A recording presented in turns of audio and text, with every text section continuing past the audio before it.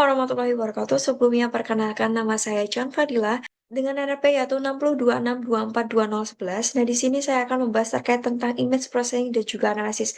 Nah, pada pembahasan ini saya mengambil sebuah topik yaitu terkait tentang natural scene classification.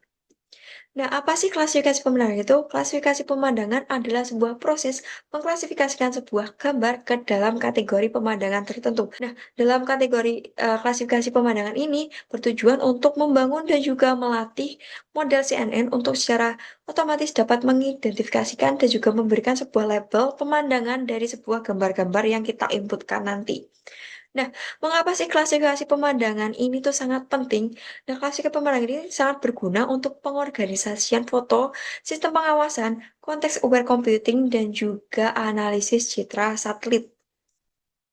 Nah, hal ini saya mengambil sebuah latar belakang yang dapat saya ambil sebagai untuk berlandaskan dalam pengambilan data natural scan classification ini, nah dilihat dari ledakan data visual yaitu lebih dari 400 juta visual foto ini diunggah ke platform Meta baik dari Instagram maupun platform Facebook setiap harinya.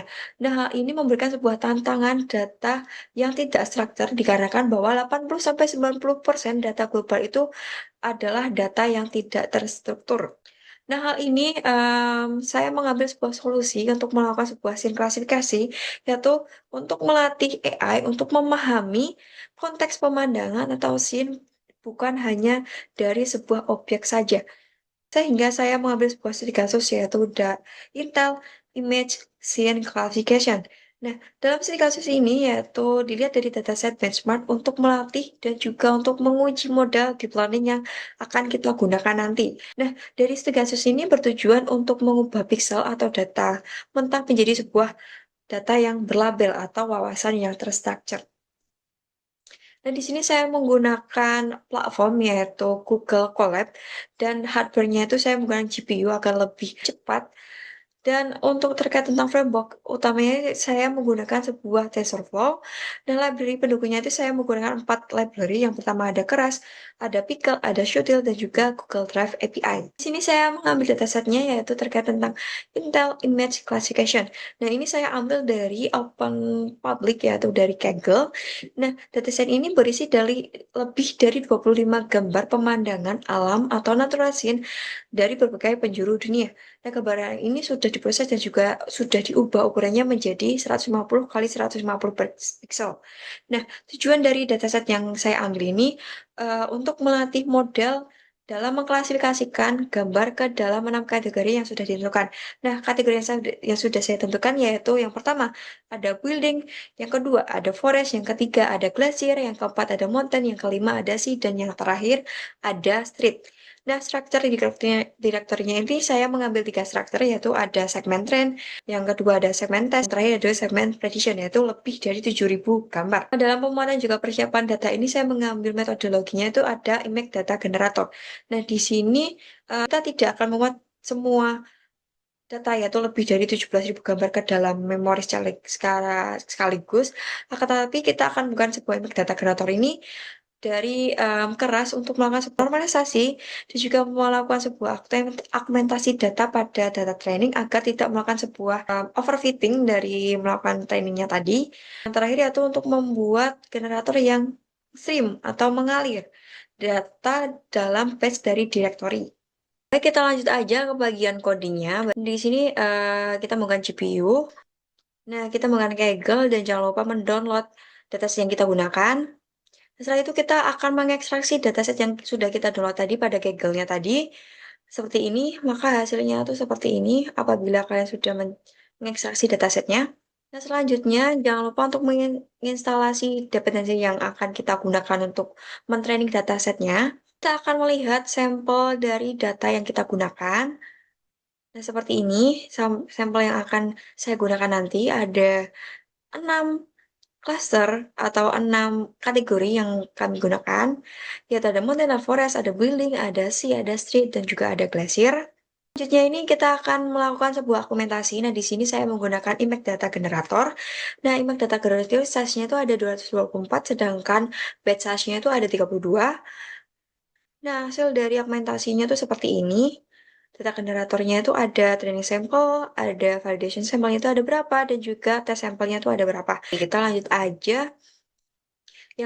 Yang selanjutnya ini dalam codingan terkait tentang base model yang saya gunakan. Nah, di sini model yang saya gunakan yaitu adalah menggunakan ResNet 50v2. Nah, kita lanjut aja. Ini merupakan sebuah codingan untuk mengambil data model yang kita gunakan nanti. Oke, dan juga model yang kita gunakan merupakan sebuah sequential. Nah, hasilnya tuh seperti ini. Outputnya ini merupakan sebuah tabel dari model sequential yang saya gunakan tadi. Oke, selanjutnya di sini checkpoint apakah sebelumnya tuh augmentasinya itu sesuai atau tidaknya. Kita menggunakan base underscore model.h5. Selanjutnya terkait tentang debugging data generator. Nah, di sini terkait tentang mengambil satu batch untuk tesnya terlebih dahulu, yaitu sampel image dan juga sampel label yang kita gunakan nanti. Nah, ranknya itu ada 8 dataset yang kita gunakan. Nah, seperti ini, yaitu ada 8 kelas ini, 8 dataset yang kita gunakan, yaitu mencakup dari 6 kelas yang kita gunakan tadi, ke 6 kategori dari ke 6 pemandangan tadi. Nah, kita lanjutkan. Nah, di sini kita membahas terkait tentang fase yang pertama, yaitu fase training menggunakan frozen base model. Nah, di sini saya menggunakan Epoch 15. Hasilnya itu pada training yang pertama, pada fase yang pertama, itu akurasinya yaitu sampai 90,12%. Nah, ini sangat bagus sekali untuk melakukan sebuah fase yang kedua, yaitu menggunakan fine tuning. Nah, mengapa saya menggunakan dua fase, yaitu menggunakan fine tuning?